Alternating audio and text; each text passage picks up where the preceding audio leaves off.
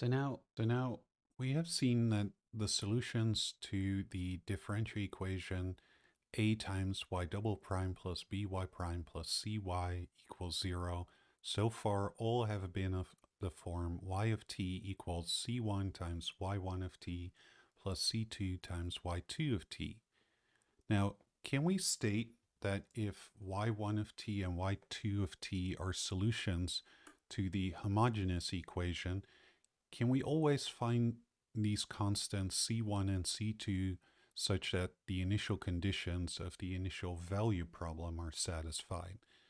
And the short answer is no.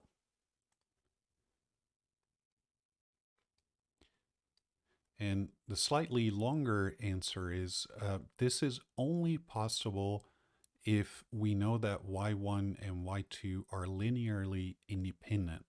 And so the definition of linear independence of two functions is given here.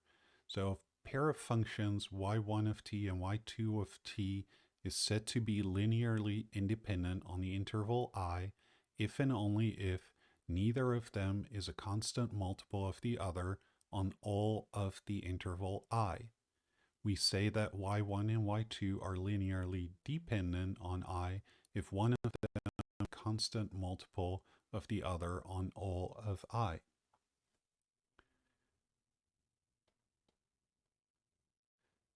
And so theorem 2 states that if y1 of t and y2 of t are any two solutions to the differential equation 2 that are linearly independent on the interval negative infinity to infinity, then unique constants c1 and c2 can always be found such that c1 times y1 of t plus c2 times y2 of t satisfies the initial value problem on the interval negative infinity to infinity. So that gives us an existence of a unique solution. So a helpful tool to determine whether or not functions are linearly independent is the so-called Wronskian. So for any real numbers a not equal to 0, b and c, if y1 of t and y2 of t are any two solutions to the differential equation 2, our homogeneous second order linear differential equation, and if the equality y of tau times y2 prime of tau minus y1 prime of tau times y2 of tau equals 0 holds at any point tau, then y1 and y2 are linearly dependent from negative infinity to infinity. So this expression here is called the Wronskian of y1 and y2. And the Wronskian is sometimes also written as a determinant. So W equals the determinant of y1 of tau, y2 of tau over y1 prime of tau and then y2 prime of tau. And so this is the determinant, and if you've had some linear algebra, you know that the determinant is basically this times that minus this times this. So it's the difference of the diagonal products, which is exactly what we have here.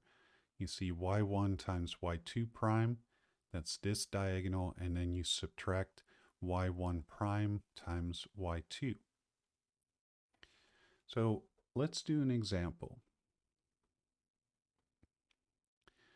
In this example, we want to determine whether the functions y1 equals e to the power 2t and y2 of t equals e to the power 2t plus 3 are linearly dependent on the interval 0, 1. Now, what we can see here is that we can write y2 as follows. So y2 of t, we can write that as e to the power 2t times e to the power 3 by the rules of exponents. But that means e to the power 2t, that's y1.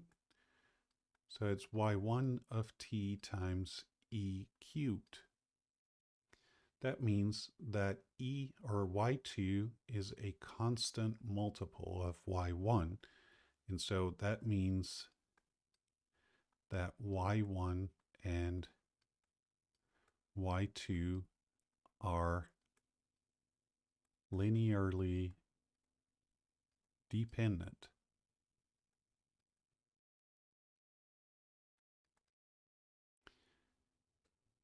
Now, because these types of functions, e to a power a constant times t, are solutions to the differential equation, we can use the Wronskian.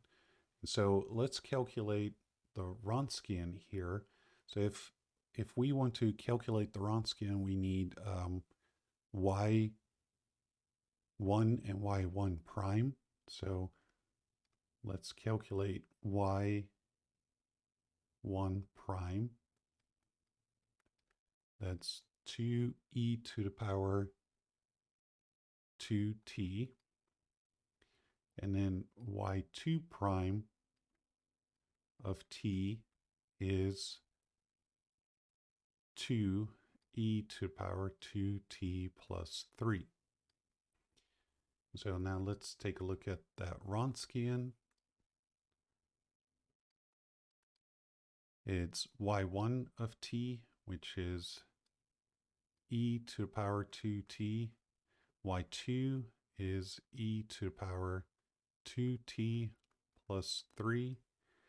And then y1 prime is 2e to the power 2t.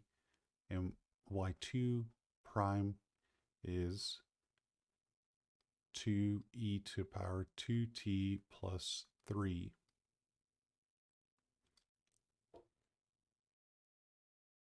And I use t here.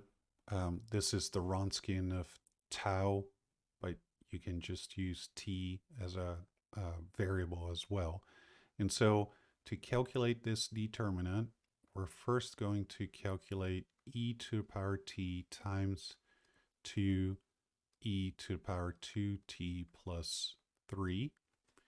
Right, that's our first diagonal product. Right, we go that way first. That's step 1. And then we calculate, so that's step 1. And then we calculate the other diagonal product. And we subtract that. So the second diagonal product is this times this, and we subtract that. So we're going to subtract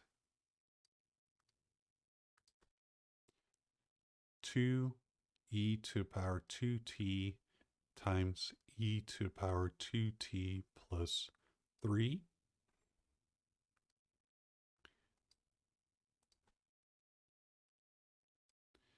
And now let's simplify that. The first term, we can use rules of exponents to add these up. And so, sorry, this was e to the power 2t.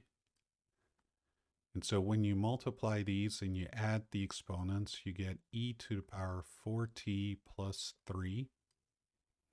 And then the second term is minus, and there's a 2 in front, so I have a 2 here.